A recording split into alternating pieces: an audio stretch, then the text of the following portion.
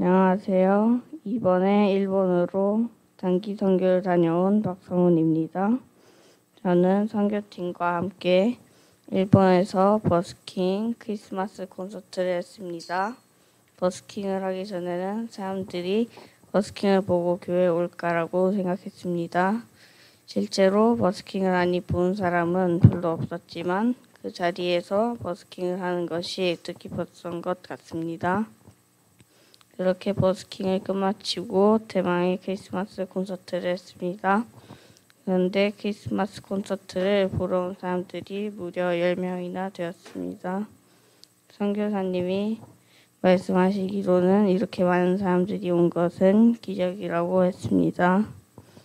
그날 온 사람이 꾸준히 교회로 나오면 좋겠습니다.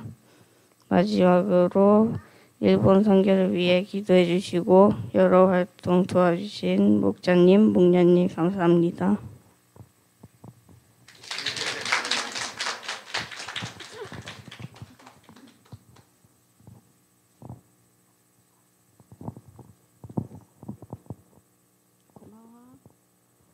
성훈이 혼자서 다 썼어요. 얘가 하나도 안 줘가지고. 네. 안녕하세요. 저는 인도 현대시 목장 김은정 목녀입니다. 저는 해외여행을 가끔 가고는 했는데 선교여행은 단 한 번도 가보지 못했습니다. 전부터 단기 선교여행에 대한 광고를 보면 가고 싶은 마음은 있었지만 여러 가지 이유로 실행에 옮기지는 못했었는데요. 다음 선교는 꼭 다녀와야겠다는 생각을 했을 때 코로나가 터져서 선교여행이 전면 중단이 되었습니다.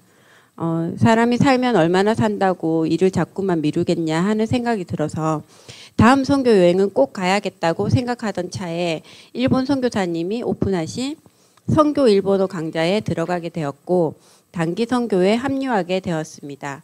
그리고 아이들 둘에게 권했는데 둘째 성훈이가 좋다고 해서 함께 가게 되었습니다. 성훈이가 일본 여행을 원해서 3일 정도 일찍 가서 일본 여행을 한 후에 합류하였습니다. 오랜만에 해외여행으로 영어가 낯설더라고요. 일본 도착한 첫날 호텔에 도착해서 체크인을 하는데 자세한 문의를 하려고 했을 때 언어적으로 막히는 부분이 있었습니다.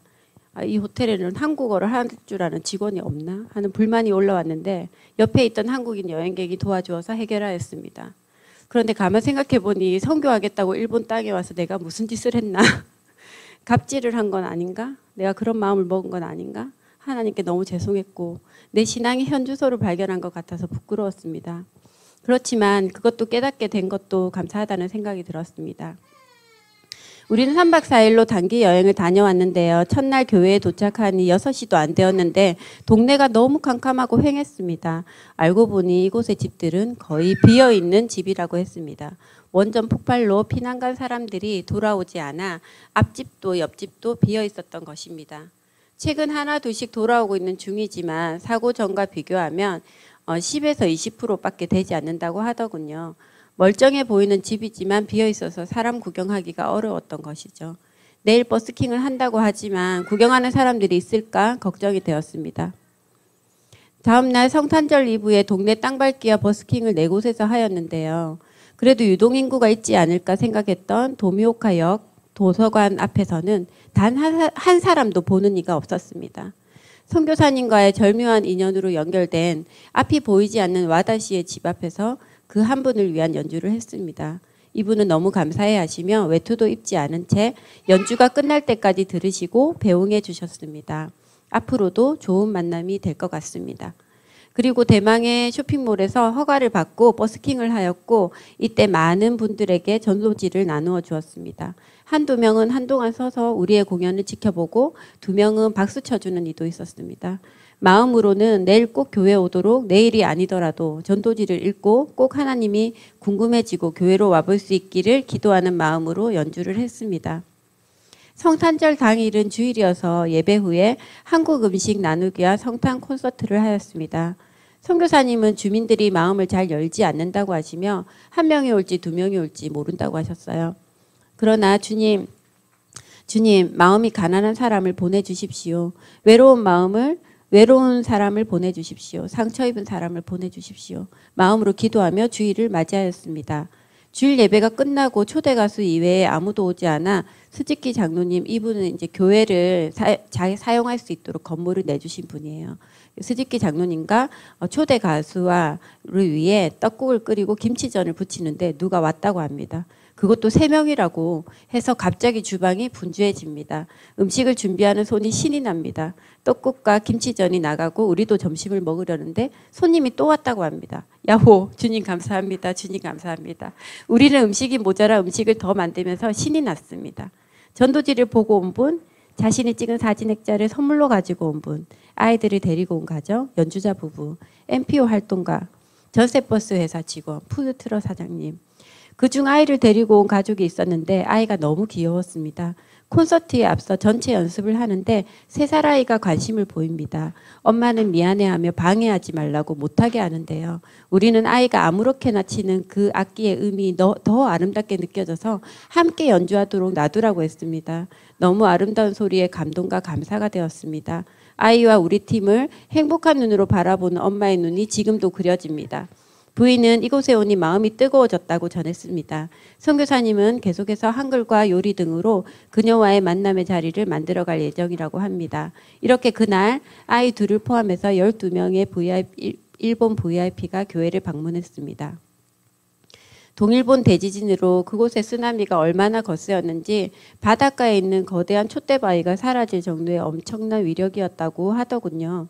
일본인들은 전통을 유지하는 경향이 있어서 몇십 년이 지나도 그대로 유지하는 것을 자랑으로 하는데 쓰나미로 인해 자신이 자라고 살아온 동네가 없어졌다는 상실감이 매우 크다고 들었습니다. 하지만 선교사님의 교회는 쓰나미의 직격타가 없는 곳인데도 방사능 유출 때문에 사람들이 다 떠나고 아직 돌아오지 않은 곳이었습니다. 이렇게 자신들도 버린 동네에 한국에서 사람들이 와서 복음을 전한다는 것에 감동이 되었다고 합니다. 그런데 이 일본이라는 곳이 참 신기한 곳입니다. 곳곳에서 찬양이 울려 퍼집니다. 동네 스피커에서 아침 6시 그리고 정오, 저녁 6시를 알리는 음악이 나오는데 그게 찬양곡입니다. 온 동네 방네 찬양이 하루에 3번 시간을 알리며 울려 퍼집니다. 물론 찬양곡은 클래식한 곡이 많기 때문에 그들이 찬양곡을 들려주는 것이 아닐지라도 기분이 묘했습니다. 또한 성탄절에 식당에서 식사를 했는데 그곳에서도 밖에 스피커로 엄청 크게 기쁘다 구주 오셨네라는 찬양이 나오는데 일본어로 1절부터 해서 4절까지 다 나오는 겁니다. 선진국이고 풍요로운 나라에 부족한 것도 없고 종교도 자유인데 그곳은 왜 기독교 인구가 절벽일까 궁금했습니다. 일본에는 80만의 신이 있다고 하는데 신을 일본어로 카미라고 합니다. 그리고 윤사마 아시죠? 배우 배용준 부를 때 용에다가 님이 사마거든요. 그래서 윤사마. 그래서 하나님을 뭐라고 부르냐면 카미사마라고 합니다. 많은 신들도 카미라고 하는데 하나님을 카미라고 하는 거죠. 그러니까 일본인들에게는 찬양 속의 가사 속의 하나님이 그런 다른 신들 중에 하나로 인식되나 봅니다. 성훈이에게 일본은 사랑할 수도 없고 미워할 수도 없는 나라다라고 했습니다. 역사적인 배경 때문에 사랑할 수도 없고 하나님 때문에 미워할 수도 없다는 그런 말이었어요. 그런데 일본 선교를 다녀오고 VIP를 만난 이유는 마음이 달라집니다. 12명의 VIP를 생각하니 흐뭇하고 또 보고 싶은 생각이 듭니다. 하나님의 사랑의 마음을 한 조각이라도 품게 된 것이 감사드립니다. 누가 올지도 모르는 상황에서 매일 밤 10시에 기도했던 제목들을 돌아보니 하나도 응답 안 해주신 것이 없어서 너무 감사했습니다. 특히 그 주변의 날씨가 계속해서 폭설에 대비하고 위험을 조심하라는 뉴스가 연일 보도되었는데 저희가 있었던 곳은 4일간 밤하늘의 별이 너무 총총하게 많이 보일 정도로 깨끗한 하늘을 보여주셨고 그리고 추운 날씨도 금방 적응해버릴 정도의 날씨였습니다. 선교사님 교회를 중심으로 남쪽으로 20km, 북쪽으로 30km 사이에는 교회가 딱 2곳 있다고 합니다. 근데 그 중에서 매주 예배가 있는 곳은 이곳 한 곳밖에 없다고 들었습니다. 매주 예배를 드리는 것이 당연한 일상이 되어 한 번쯤은 빠지고 여행 가고 싶고 늦잠 자고 싶었던 그런 마음이 회개가 되었습니다. 교회도 많이 없고 잡신들이 엄청 많아서 참신이 무엇인지 분별할 수 없는 이곳 사람들이 안타까웠습니다.